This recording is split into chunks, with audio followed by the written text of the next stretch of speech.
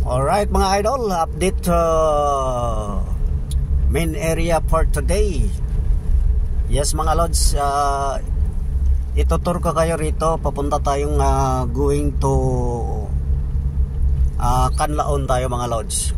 Kaya mga lodi, grabe ang tirik. Lawak ng bundok dito mga lods. Dito sa ating pinaka main location for today. Ay mga idol, ipiplex ko kayo mga lodi papuntang Canlaon. Doon natin makikita yung Vulcan Canlaon mga idol. Ayan, grabe yung bundok. Kalsada rito mga idol, parang ano rin, papunta kang Bagyo. Parang spaghetting pababa, pataas. At ano siya, puro siya mga pasiko mga idol. Ayun ang mga bundok dito mga lods. Grabe, napakasarap, napakaganda ng tanawin. Ayan, ito yung going to Canlaon mga idol. Ating napiling pinaka main location natin for today. Alright, rock and roll to the world. So first time nakapunta ng aking body for today. Ayan mga lodi. Alright, so ayan ang kalsada dito mga lods.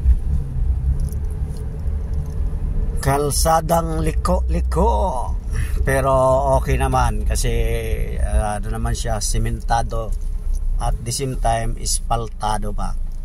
Alright, sige mga lods, dito lang muna, mahaba na itong idea video natin, and then i-update ko lang kayo kung nandun na tayo sa Vulcan Vulcan Canlaon. Alright, yes mga idol, ito yung pinagmamalaki ng taga Negros mga lods. Lawak ng kanilang mga palayan mga idol. So hindi lang sila mayaman sa tubuhan, kabundukan, kabukiran, kundi pati palayan mga lods. Ayan, grabe, ang yaman talaga ng taga Negros. Pinapako, pinapala ang pera dito mga idol. So let's go mga lods. Ayan mga lods, ang Vulcan Canlaon mga lods. Di natin siya makita ng buo. Ayan,